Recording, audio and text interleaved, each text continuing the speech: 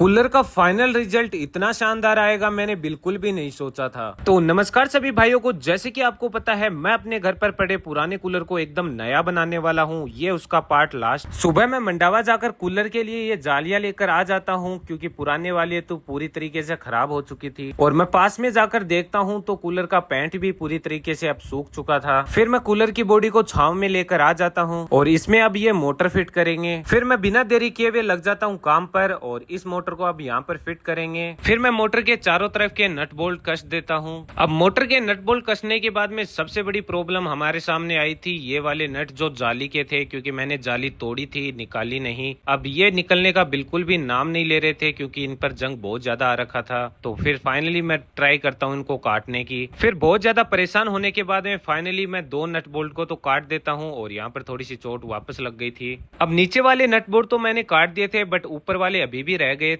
अब ऊपर वाले नट बोल्ट खुल नहीं रहे थे, तो पहले मैं इसके अंदर पंखा फिट कर देता हूँ। फिर मैं विकास को बोल देता हूँ इन तीनों जालियों में घास लगाने के लिए। अब विकास घास लगा रहा था, इतनी देर में मैंने ऊपर वाले भी दोनों नट कट कर दिए थे और अब देखता हूँ जाली लगाकर कहाँ पर फिट आएगी ये। अब ये जाली पहले वाली जाली से बड़ी है, तो इसके लिए मुझे अलग से दो होल करने पड़ेंगे, इसलिए मैं अलग से मार्क लगा देता हूँ इन दोनों पर, जहाँ पर मुझे होल करने हैं। अब मार्क लगाने के बाद में मैं लग जाता हूँ इसके अंदर छेद निकालने के लिए। ये भले ही बॉडी पुरानी हो गई, पर इसमें छेद निकालने के लिए भी बहुत ज्यादा टाइम लग गया था। अब दोनों तरफ के छेद निकालने के बाद में फाइनली मैं जाली को फिट कर देता हूँ और इसके नट बोल्ट में कस देता हूँ। अब सारा काम होने के बाद में जो मेन काम रह गया था वो था वायरिंग का, तो मैं वायरिंग करने लग जाता हूँ। अब वायरिंग करने के बाद में इसके बटन वगैरह है वो भी मैं नए लगा देता हूँ। अब बटन लगाने के बाद में ये जो सील थी वो थोड़ी सी एक्स्ट्रा थी, तो मैं इसको मोड़ देता हूँ, बिना काटे हुए ही इसके अंदर फिट कर दूंगा मैं। और फिर जो इसकी मेन वायरिंग है वो भी बटन के साथ फिट कर देता हूँ। फिर फाइनली वायरिंग वगैरह कंप्लीट हो जाती है। फिर मैं कूलर की जाली वगैरह लगा देता हूँ। फिर कूलर का पूरा काम कंप्लीट होने के बाद में जब मैं कूलर को चला के देखता हूँ तो ये चल ही नहीं रहा था। फिर मुझे पता चलता है अभी लाइट नहीं है, और फिर मैं जब टाइम देखता हूँ तो 2:47 हो रखे थे। फिर मैं सोचता हूँ जब तक लाइट आती है मैं नहाकर आ जाता हूँ, क्योंकि भाई गर्मी में पूरा परेशान हो चुका था। सुबह लगा था, अब जाके पूरा काम कंप्लीट हुआ है।